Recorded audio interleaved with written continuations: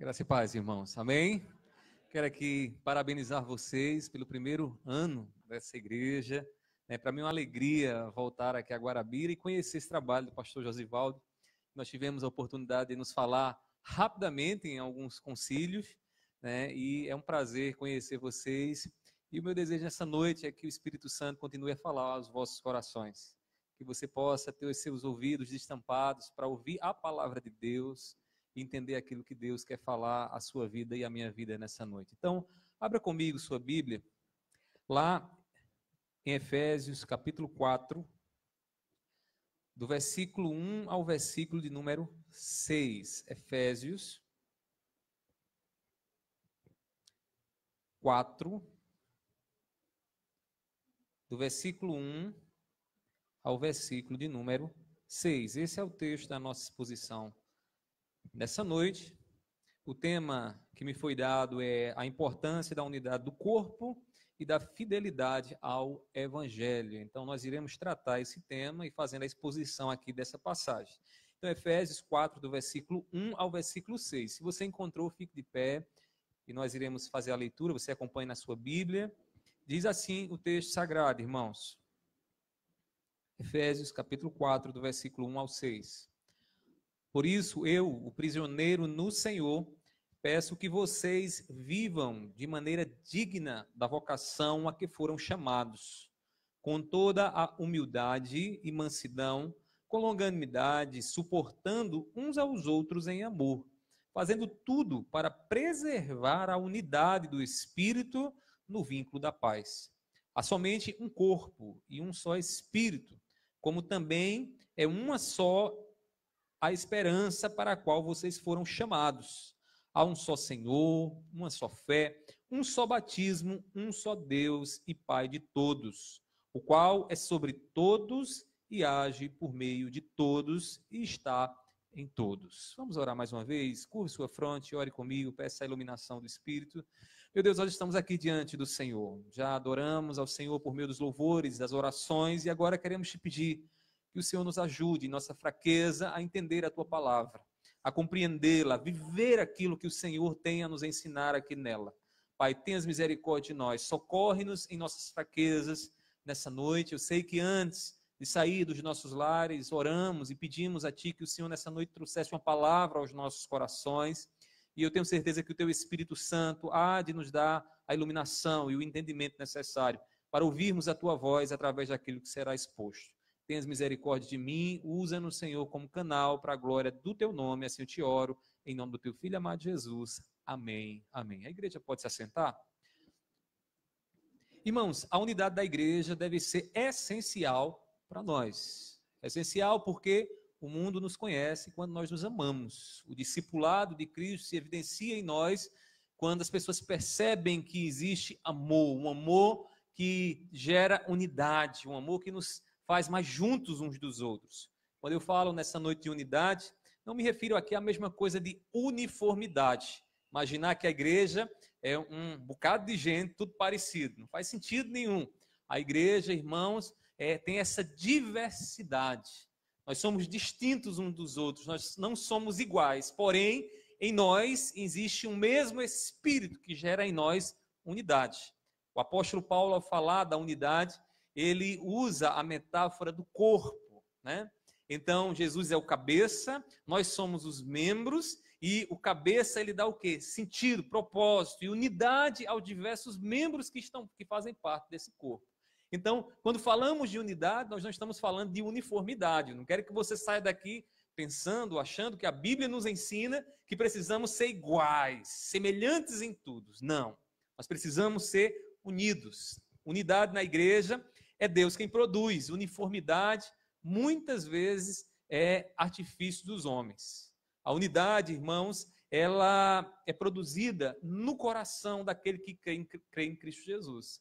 A igreja, ela só continua firme, junta, unida, né? Por quê? Porque ela mantém a fé em Cristo Jesus, porque ela tem um só Espírito, e esse Espírito atua em nossos corações, e esse Espírito gera em nós virtude de Deus, de maneira que é capaz de nos unir, de nos fazer mais juntos, mais próximos, de ter aquela empatia espiritual, onde a dor do meu irmão é a minha dor, a alegria do meu irmão é a minha alegria. Irmãos, isso acontece de dentro para fora, e não há homem no mundo que faça isso. Por mais que criemos estratégias e juntemos pessoas dentro de um mesmo lugar, se o Espírito Santo não estiver atuando em nossos corações, não pode haver unidade. Pode haver ajuntamento, reunião, associação de pessoas, mas unidade não. Unidade quem gera é o Espírito Santo, porque a unidade parte do princípio que existe um só pensamento, um só propósito e uma só missão, correndo no meu coração e no seu coração, de maneira que nós olhamos para o mesmo alvo e nas nossas diferenças nós estamos caminhando em busca desse alvo, desse propósito maior que Deus determinou para nós. Paulo, ele desejava que a igreja de Cristo vivesse a unidade do Espírito. A carta de Paulo aos Efésios é uma carta que deixa claro para nós o desejo que Paulo tinha, que a igreja, em meio à sua diversidade, pudesse experimentar a unidade do Espírito. Os judeus e gentios, em Cristo, eles deveriam pôr por terra todo muro de divisão. Paulo foi chamado a pregar aos gentios, aqueles que viviam sem Deus, os pagãos. E Paulo encontrou uma certa dificuldade no convívio entre gentios e judeus. E aí Paulo, escrevendo aos Efésios, no capítulo 2, versículo 14, ele diz assim, olha só que palavra, deixe sua Bíblia aberta e acompanhe. Ele diz assim, versículo 14, 2:14, de dois povos ele fez um só, e na sua carne derrubou a parede de separação que estava no meio, a inimizade. O que é que Paulo está dizendo aqui? Paulo está dizendo, chamando a atenção de gentios e judeus, povos de origem diferente, de que na cruz do Calvário, o que foi que Deus fez? Se existia um muro de separação, uma barreira que causava a desunião, Paulo diz, agora na cruz essa barreira veio abaixo. Porque em Cristo Jesus não há mais essa distinção, homens, mulheres, brancos, negros, ricos, pobres. Em Cristo Jesus nós somos um, porque Jesus é o vínculo dessa unidade. Jesus é o vínculo da paz.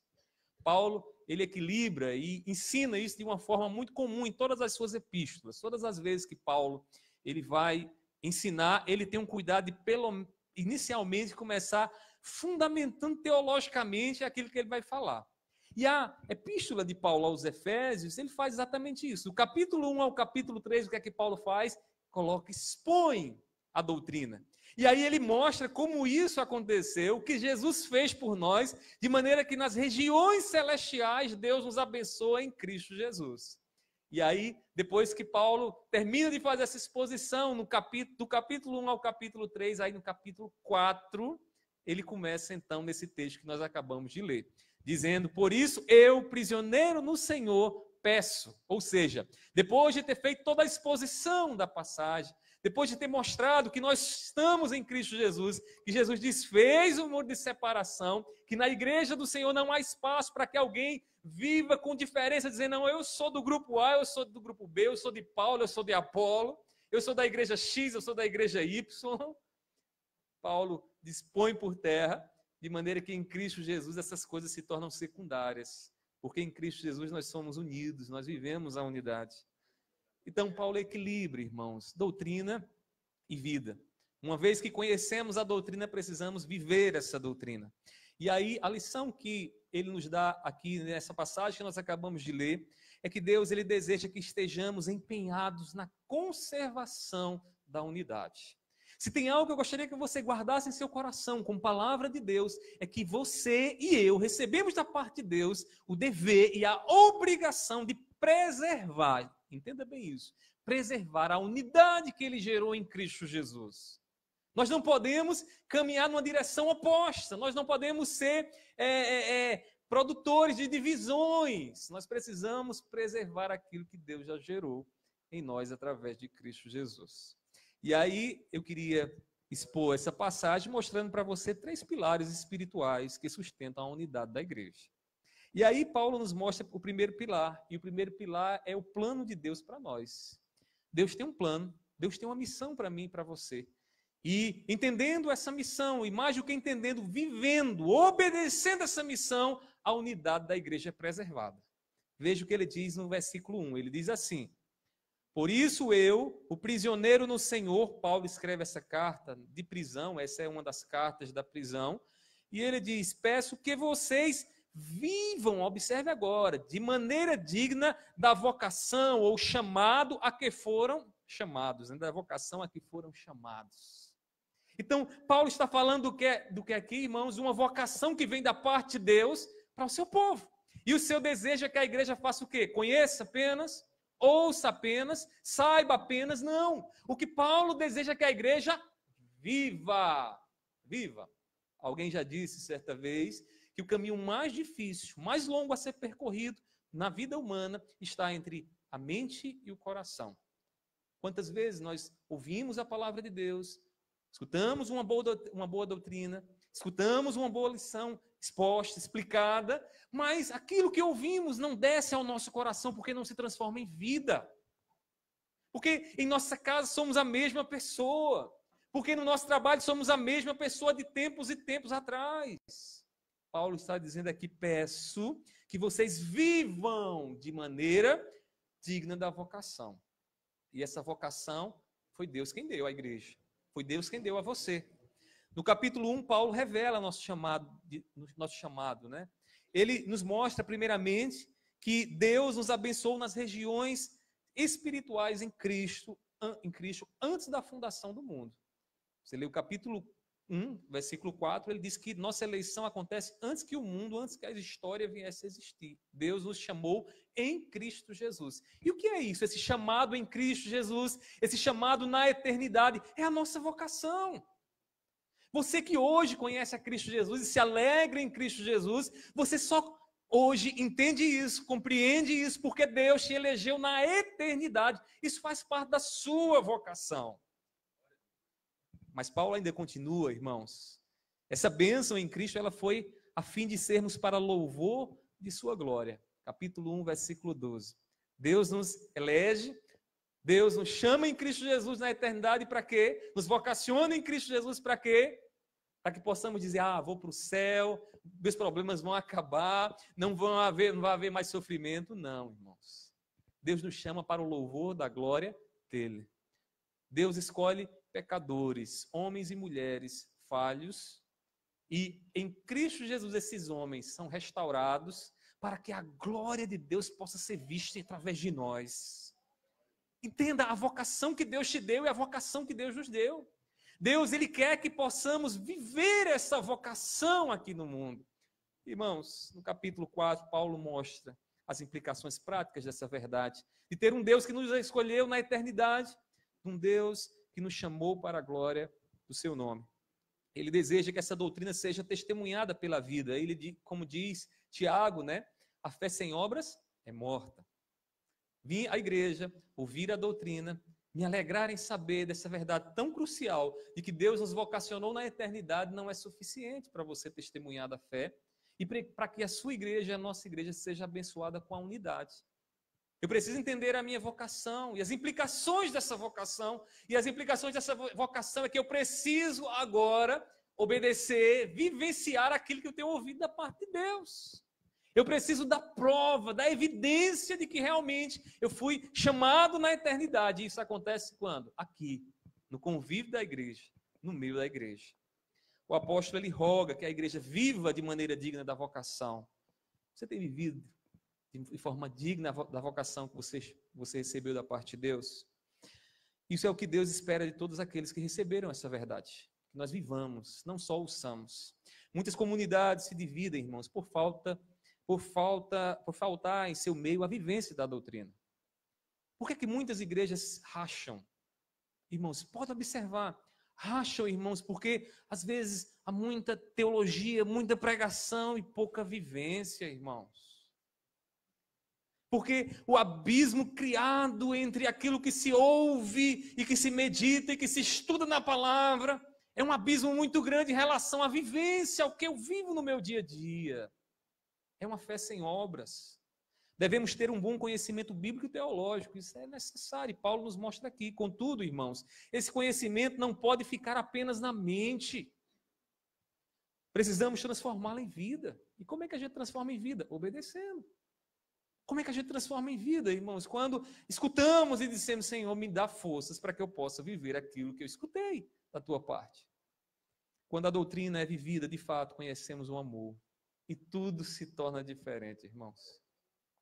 E tudo se torna diferente. Nós percebemos, quando amamos, que muitas vezes precisamos abrir mão das nossas razões para que a coisa continue bem.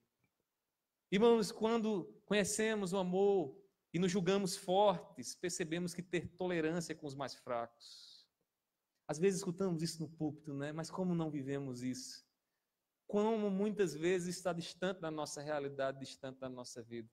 E é por causa de coisas como essa, irmãos, que a igreja reacha, divide, separa. Irmãos, esse conhecimento do amor de Deus fortalece a unidade da igreja que Jesus comprou pelo seu precioso sangue. Deus nos vocacionou em Cristo para isso. Para que a unidade entre nós permaneça firme, precisamos apoiá-la no plano de Deus para a sua igreja, para mim e para você. E qual é o plano de Deus para mim e para você? Que vivamos de forma digna da vocação que recebemos dele lá na eternidade em Cristo Jesus. Sem isso, você vai criar estratégias, vai ter planos legais, mas não vai conseguir manter a unidade da igreja. Porque você vai perceber que vai ter gente pensando em ir para a direita e você vai querer ir para a esquerda. Que você vai pensar de uma maneira diferente da grande maioria e isso vai gerar um problema que você vai dizer, não dá mais para conviver com essas pessoas. E você vai querer sair do convívio dessas pessoas. Irmão, entenda a vocação que você recebeu da parte de Cristo. Deus te vocacionou, te chamou em Cristo Jesus para que você viva a vida dele. Para que você possa dizer, já não vivo eu, mas Cristo vive em mim. Para que você possa tomar a sua cruz e seguir nas pisaduras de Cristo Jesus, negando o seu ego, crucificando a sua vontade, para que a unidade da igreja aconteça de verdade. Para que nossas reuniões não sejam ajuntamentos de pessoas, mas seja de fato vida espiritual, união gerada pelo Espírito Santo, como diz o salmista, como é bom e agradável quando os irmãos vivem, irmãos, em união. Mas uma união que vem da parte de Deus, uma união gerada pelo Espírito e pela vocação que recebemos. Deus deseja que venhamos viver a doutrina que temos recebido da parte dele. Há outro pilar, além desse, um pilar que eu chamo espiritual, que sustenta a unidade da igreja de Cristo. E Paulo vai nos mostrar esse segundo pilar, que é o discipulado de Cristo em nós. Entendendo o plano de Deus, entendendo a vocação que Deus tem para nós, nós precisamos vivenciar o quê? O discipulado. Um escritor alemão, ele cunhou uma expressão chamada graça barata. Você sabe o que é a graça barata? A graça barata é aquele entender o chamado de Cristo, entrar na caminhada, mas fazer de tudo para que nessa caminhada não exista sofrimento, não exista negação da minha própria vontade. E quando eu ajo dessa forma, o que é que acontece? A graça que eu recebi se torna sem valor, sem custo, barata. Uma graça barata. Nós precisamos entender o discipulado. Seguir a Jesus é tomar consciência do que ele veio trazer para nós, tomar a cruz e aceitar o custo de seguir a ele. Os frutos do discipulado de Cristo contribuem para a unidade da igreja. E Paulo vai continuar nos mostrando isso. Veja no versículo 2, aí na sua Bíblia, 4:2, ele diz assim, poderíamos perguntar para entender melhor esse versículo, como viver de modo digno da vocação? Como é que se vive de forma digna da vocação que fomos chamados, como ele diz no versículo 1? E aí ele diz, com toda humildade e mansidão, com longanimidade, suportando uns aos outros em amor. O modo digno da nossa vocação foi ensinado por quem? Por Cristo. O plano de Deus foi revelado em Cristo Jesus. Você foi chamado para seguir a Cristo Jesus. E quando você segue a Cristo, você está no discipulado. E esse discipulado exige de você semelhança com o Mestre. Que você se pareça mais com Ele. E Paulo está só trazendo à tona à igreja em Éfeso isso. Com toda a humildade e mansidão. Em outras palavras, com toda a humildade de Cristo. Com toda a mansidão de Cristo. Com toda a longanimidade de Cristo Jesus, com todo o amor de Cristo.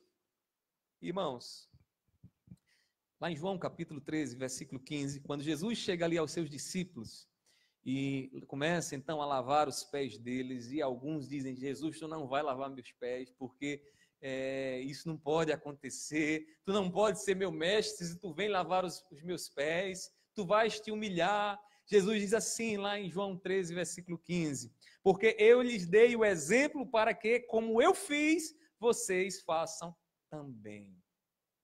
Que coisa impactante, irmãos. Jesus está ensinando o que aqui é a humildade. Como eu fui humilde, como eu me rebaixei, lavando os pés dos meus irmãos, dos meus seguidores, sejam vocês também meus imitadores. Paulo ele nos mostra algumas dessas virtudes do discipulado. Primeira delas, a humildade. O que é a humildade, irmãos? Ou seja, ele está dizendo aqui que o cristão deve colocar Cristo e seus irmãos acima de si mesmo. Humildade é considerar o outro superior, é olhar para o outro não de cima para baixo, mas de baixo para cima. E isso é muito fundamental para a unidade na igreja. Porque tudo começa aí. De onde é que se gera, irmãos, as contendas, as divisões, se não no coração orgulhoso? E o orgulho é contrário à humildade. A humildade nos faz servos dos nossos irmãos. O orgulho não. O orgulho faz de tudo para que nós possamos nos achar superior aos demais. Paulo vai dizer com toda humildade, a vocação de vocês precisa ser vivida com humildade. E aí, lá em Filipenses capítulo 2, versículo 3, ele vai dizer, considerando os outros superiores a si mesmo. É assim que a humildade é vivida. Ainda ele diz mansidão. O que é mansidão? Às vezes a gente encontra, né? Na igreja, lá na minha igreja, quando eu pergunto o que é mansidão, vez ou outra alguém diz assim, pastor, mansidão é uma pessoa muito calma, tranquila, né? Que fala manso, que tem um temperamento fleumático. É um manso? Não. Mansidão, irmãos, uma definição bem interessante de mansidão é poder sob controle. É saber que você poderia invocar miríades de anjos sobre a vida do teu adversário, mas você procura conter isso e não fazer isso diante de uma tentação, diante de uma prova. Quem nos ensina a mansidão? Nosso Senhor Jesus Cristo. Quando ali ferido, humilhado e zombado, desce da cruz, salva a ti mesmo. Ele poderia, com toda a justiça do universo, invocar anjos e ministrar a justiça e a ira justa de Deus sobre os homens, mas sabe o que ele diz? Pai, perdoa-os, porque eles não sabem o que fazem. Sabe o que é isso? Mansidão. Às vezes a igreja, ela racha, irmãos, porque nos falta mansidão. Nós estamos buscando a nossa justiça e a nossa razão. Nós estamos buscando os nossos argumentos, aguçando eles, lapidando eles para ferir o outro, quando deveríamos, à luz de Cristo Jesus, contê-los. Vou citar um exemplo que aconteceu na minha igreja essa semana agora. Eu ainda estou de recesso lá da igreja e eu fui pregar domingo passado, ministrar a ceia na igreja. E quando cheguei na igreja, os irmãos, os homens estavam bravos, porque nós temos um vizinho lá que o abençoado ele costuma fazer umas fogueiras no quintal dele. Irmãos, e no sábado tem dias que é insuportável, insuportável. E os homens estavam dizendo, não, nós precisamos tomar uma decisão nisso. E aí um já disse, olha, eu tenho um amigo meu que trabalha na SEMAN, acho que SEMAN, que é de Secretaria do Meio Ambiente lá, que se eu ligar para ele, ele vem daqui imediatamente, dá logo uma notificação, faz uma multa e esse cara para de botar fogo aqui nesse quintal dele. E aí eu não sabia disso. E aí eu fui ministrar um estudo na escola dominical e nós falamos sobre mansidão. E eles estavam todos lá, escutando, e aí, olha, irmãos, mansidão é saber que você tem o poder para agir, modificar a situação, intervir, mas contê-lo. E quem faz isso é o Espírito Santo. Você pode ter até a razão para dizer bem assim, você está errado, e eu posso mostrar que sou melhor do que você, mas a mansidão me faz olhar para o meu irmão e dizer, meu irmão, vou sustentar um pouco mais. Não vou ser impulsivo, como muitas vezes nós somos impulsivos, né? Agindo sem pensar. Contentes porque estávamos numa posição de justiça, mas não agindo como Jesus, que disse, Pai, perdoa-os porque eles não sabem o que fazem. Talvez você chegou aqui certo de que nessa noite você tomaria uma decisão. E a decisão seria a decisão mais justa da sua parte, só que não evidenciaria mansidão em você. Só que te faltaria a mansidão do Espírito, que coloca todo o teu poder, toda a tua justiça e tua ira justa sob o controle de Deus e não sob o teu controle. Paulo está dizendo, a vocação de vocês precisam viver com humildade, com mansidão.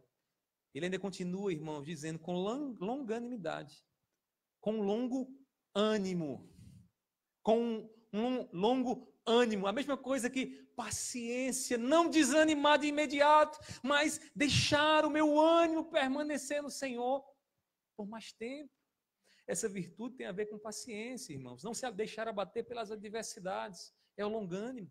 Isso faz parte da vocação que Deus nos deu em Cristo Jesus. Observe tudo isso, irmãos, é um ingrediente da parte de Deus, o Espírito Santo, para que a unidade seja gerada na igreja. Para que a igreja não se divida. E como disse Jesus, não sobre a igreja, mas sobre o reino de Satanás, que o reino dividido não subsiste. Nós precisamos atentar para esse princípio. Uma igreja dividida não subsiste. Não há como testemunharmos de Jesus, de dizer ao mundo que somos discípulos de Cristo Jesus, se vivemos divididos. Como a igreja em Corinto, eu sou de Paulo, eu sou de Apolo. Como é atual esse mesmo problema, irmãos, em nossas igrejas?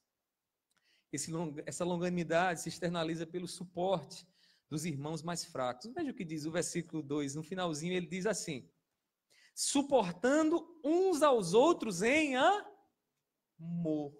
Ou seja, esse longo ânimo, em outras palavras, mantém o ânimo longo, mas como é que a gente consegue olhar para aquele que está nos ferindo, aquele que nos causa inquietação, que tira a nossa paciência e manter o ânimo por longo tempo?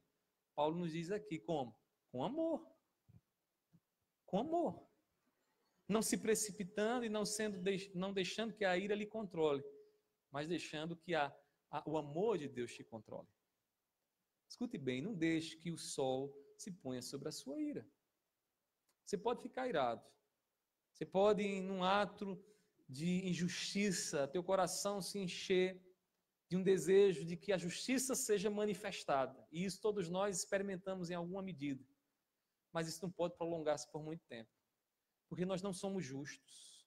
E como não somos justos, podemos cometer muitas injustiças, muitas maldades que não testemunham, que não evidenciam o Espírito Santo de Deus em nós.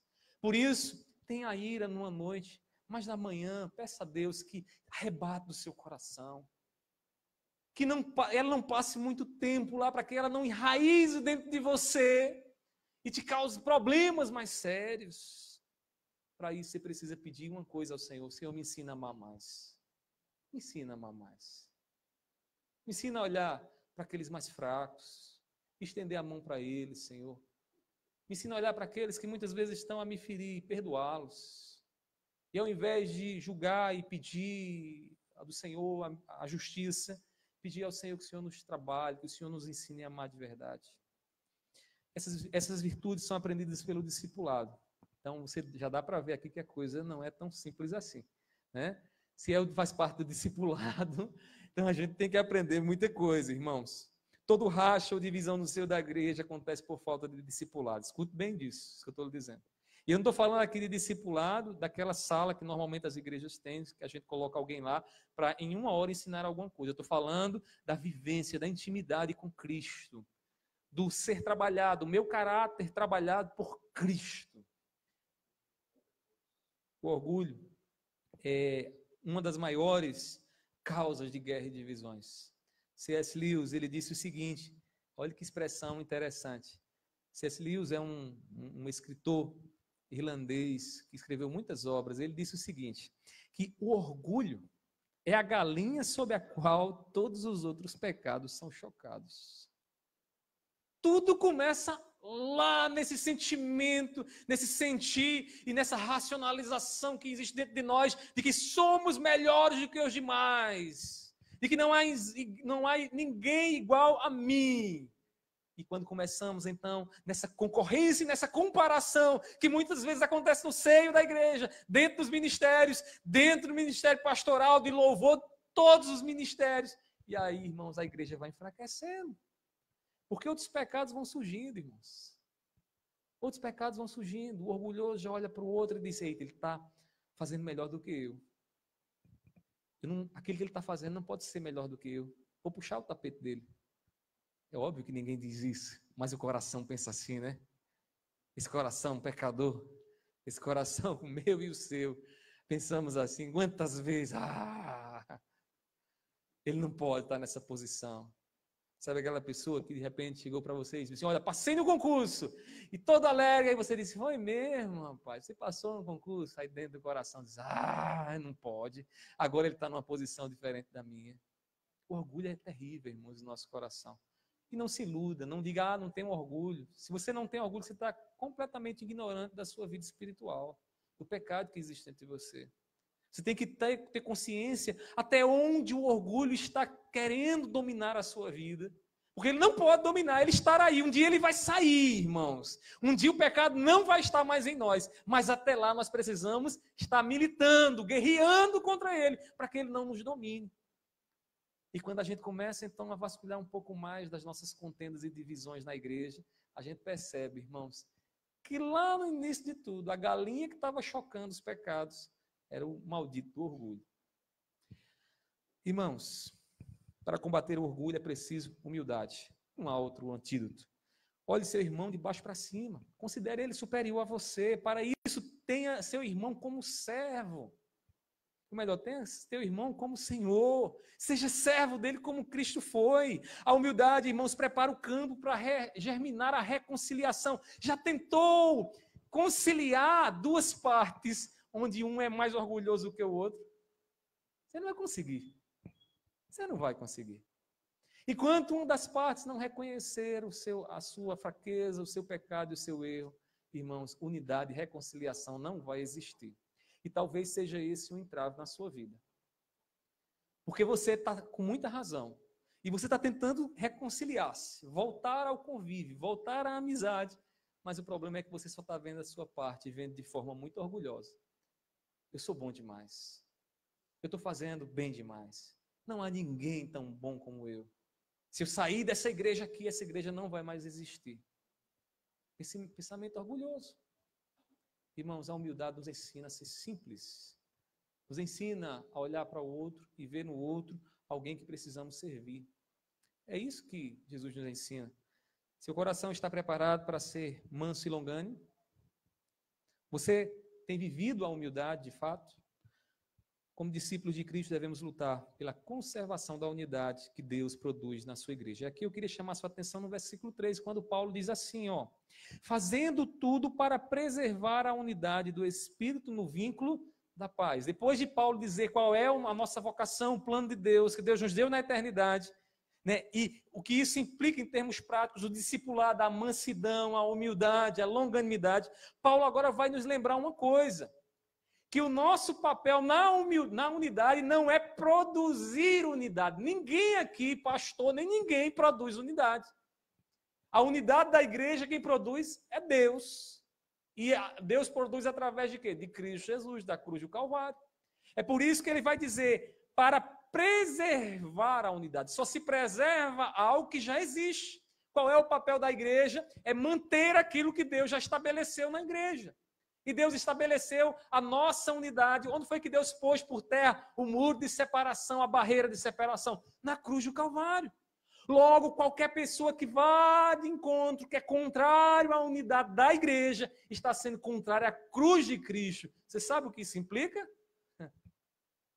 Alguém que está no seio da igreja para dividir, para rachar a igreja, para enfraquecer a igreja, é inimigo da cruz. Não pode ser amigo da cruz. Não pode. E aí a gente já usa isso para ver um bocado de coisa que a gente anda fazendo, né? Que a gente pensa que está lutando contra carne e sangue, quando na verdade a nossa luta é espiritual. Observe que Paulo manda a igreja preservar. E diz para você nessa noite, preserve, meu irmão. Preserve, você foi chamado, vocacionado para preservar o que Deus fez na cruz do Calvário. Ele fala aqui do vínculo da paz. Observe no capítulo 2, versículo 14, qual é esse vínculo da paz? Porque ele diz assim, porque ele, Jesus, é a nossa paz. é a nossa paz. Deus nos fez membros de uma só família. Versículo 19. Assim vocês não são mais estrangeiros, peregrinos, mas concidadãos dos santos e membros da família de Deus. Membros da família de Deus através de quem? De Cristo Jesus, que é o vínculo da paz, que nos une, que nos deixa mais próximos, que nos faz membros de um só corpo. Quem luta pela unidade da igreja está do lado da cruz. De que lado você está? De que lado você está? Você tem trabalhado pela unidade da igreja? Será que as pessoas podem testemunhar disso naquilo que você fala, naquilo que você vive? Irmãos, pela cruz Deus nos uniu. Em Cristo não há ricos, pobres, brancos, negros, pessoas mansas, pessoas bravas. Em Cristo Jesus, irmãos, há um só povo que olha para a cruz do Calvário, que é lapidado pela cruz todos os dias para se parecer mais com Jesus, porque a cruz, irmãos, nos chama a colocar lá os nossos pecados, aquilo que nos domina e que não é Jesus Cristo. Nós precisamos ser trabalhados por Cristo.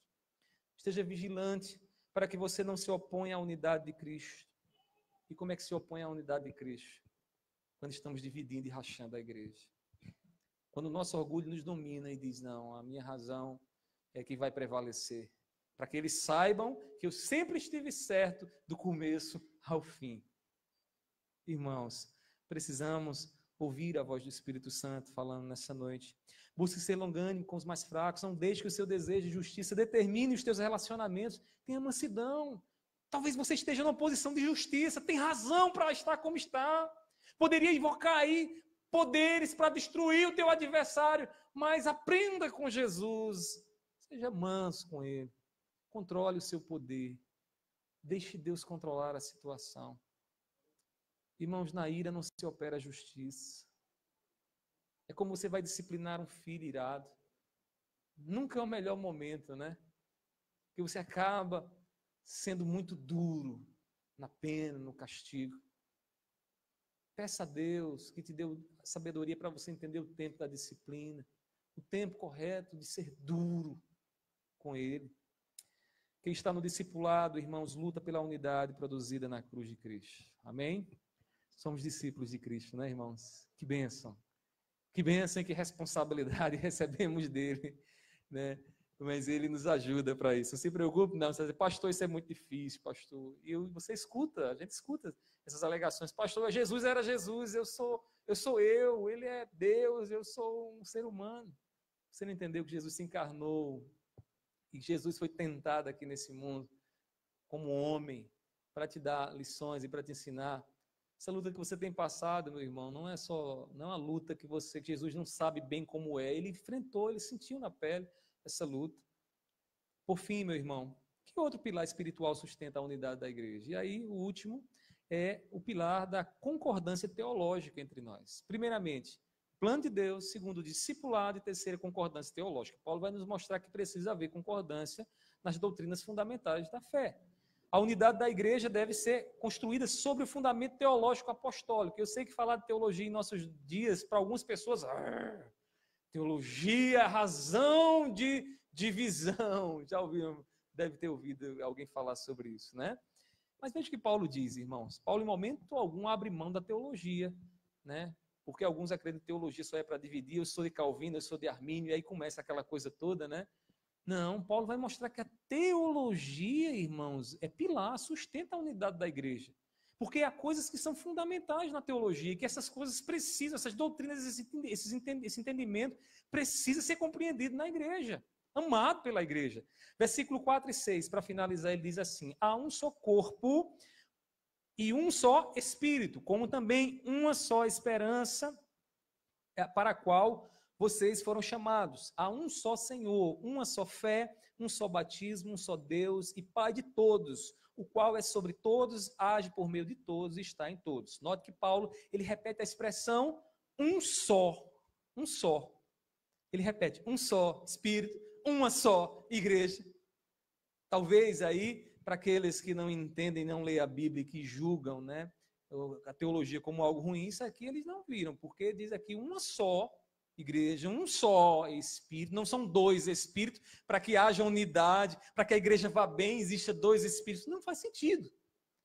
É um só Espírito, uma só igreja. Irmãos, essa unidade tem um só fundamento. Paulo enumera aqui 7 doutrinas que são fundamentais à unidade verdadeira da igreja de Cristo. Primeira delas, a eclesiologia. Uma só igreja, não são várias igrejas. A igreja invisível de Deus, a igreja que Deus vocacionou na eternidade em Cristo Jesus, é uma só. É uma só. Então não tem essa história de conversar e fazer um jeitinho aqui para a gente tentar conviver, porque só existe uma. Além disso, a pneumatologia, um só Espírito. Irmãos, o Espírito de Deus que aqui foi dado à igreja, o Espírito iluminador, o Espírito que nos leva a amar a Cristo Jesus, a correr em direção à glória de Deus. Além disso, uma só esperança. O que é que Paulo está falando? Da escatologia, do que vai acontecer mais adiante. Não existe várias expectativas acerca da vinda de Cristo. Jesus vai vir, isso é fato. Isso é fundamental. Uma igreja que não almeja a vinda de Cristo Jesus, irmãos, perdeu a sua esperança e quer qualquer outra coisa. Se transformou numa associação aqui nesse mundo. Além disso, um só Senhor. Jesus é o único Senhor da igreja. As diferenças da igreja devem ser submissas à vontade do seu Senhor. E ele diz ainda uma só fé. E aí a igreja tem uma só confiança em Cristo Jesus. É só em Cristo, sola Christus. Ou seja, só confiamos em Cristo Jesus. E por fim, um só batismo. E esse batismo aqui diz respeito ao ato no momento em que alguém, então, converte-se a Cristo Jesus e é batizado no corpo de Cristo. Irmãos, Paulo tem em mente o batismo aqui. Aqueles que creem em Cristo são batizados no corpo de Cristo. Esse é o batismo que acontece espiritualmente. Lá em 1 Coríntios, capítulo 12, versículo 13, você pode ver isso. E por fim ele diz, um só Deus. Não são vários deuses, mas um só Deus, Criador dos céus e da terra. Paulo está falando todo momento aqui de teologia, de doutrina da igreja. E ele fala de coisas que são essenciais. Irmãos, a igreja de Cristo não pode abrir mão da sua doutrina em nome de uma pretensa unidade. Tem coisas que são valiosas demais para nós, que a gente não pode negociar. E dentre essas coisas, Paulo aqui enumera algumas delas. Nós não podemos acreditar, por exemplo, que Jesus não vai vir. E fazer da nossa fé e da nossa vivência, da nossa igreja, uma comunidade que está buscando as coisas da terra, do mundo, mundanizou-se. É preciso ter a fé, a esperança, melhor dizendo, na vida do nosso Senhor Jesus Cristo. Construir unidade sem doutrina é construir uma casa sem viga. Ou construir um castelo na areia. Vai cair, vai ruir, não vai ter sustentação.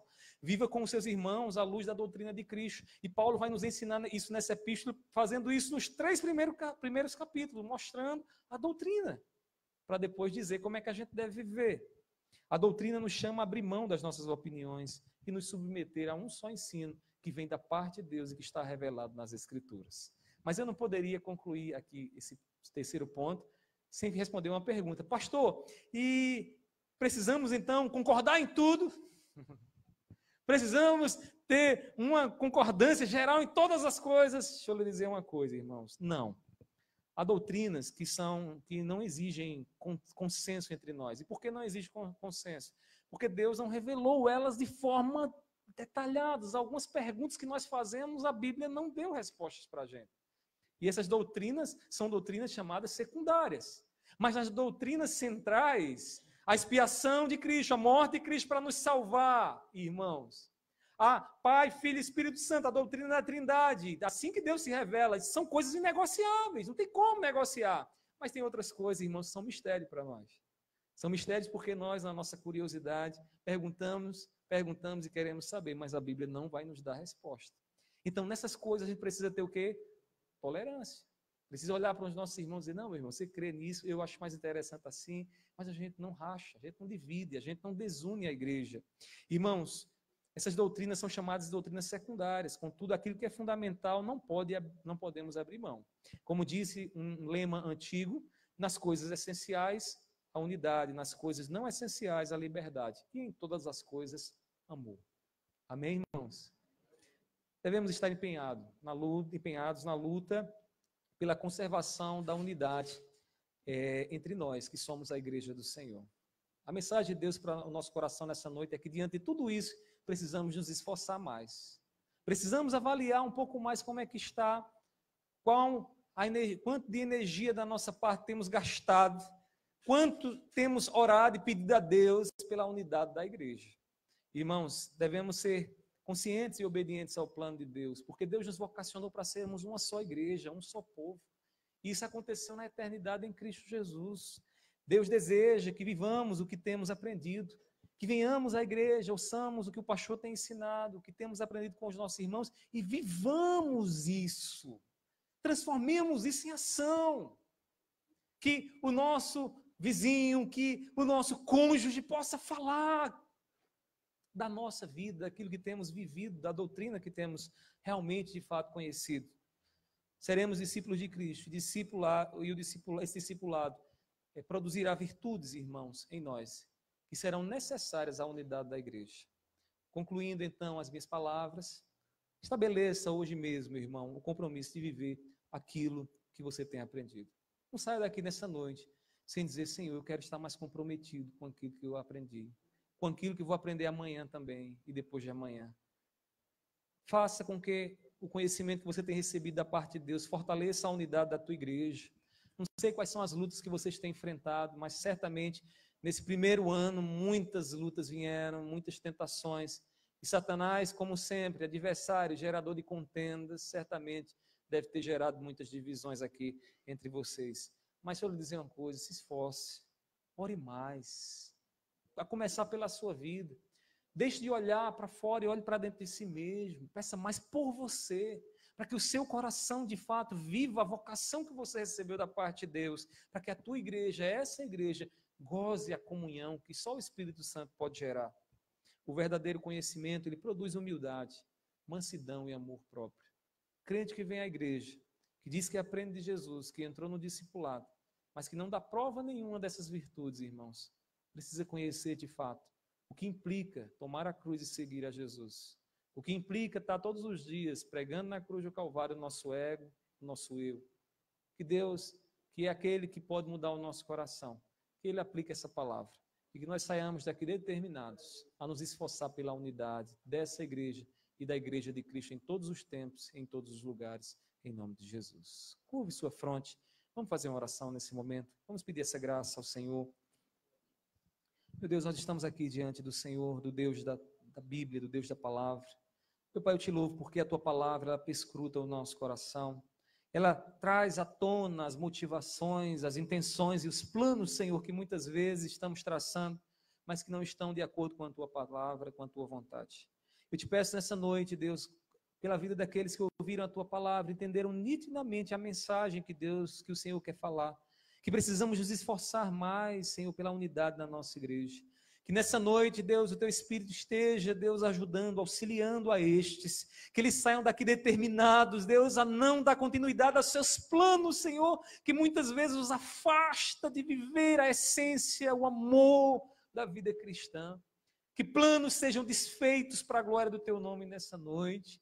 Pai, que novos motivos e novos caminhos, Pai, possam se abrir diante da igreja aqui nessa noite, para que a unidade, Pai, possa acontecer entre nós, para que nós possamos preservar aquilo que o Senhor fez na cruz do Calvário.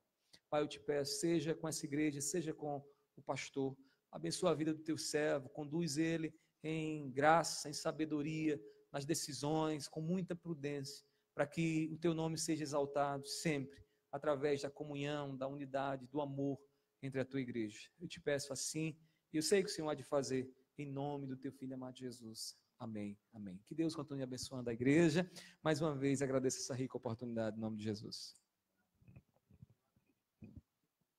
Irmãos, louvado seja o nome do nosso Deus. Eu louvo a Deus pela vida do pastor Leonardo Félix, pastor da Segunda Igreja Congregacional lá de João Pessoa.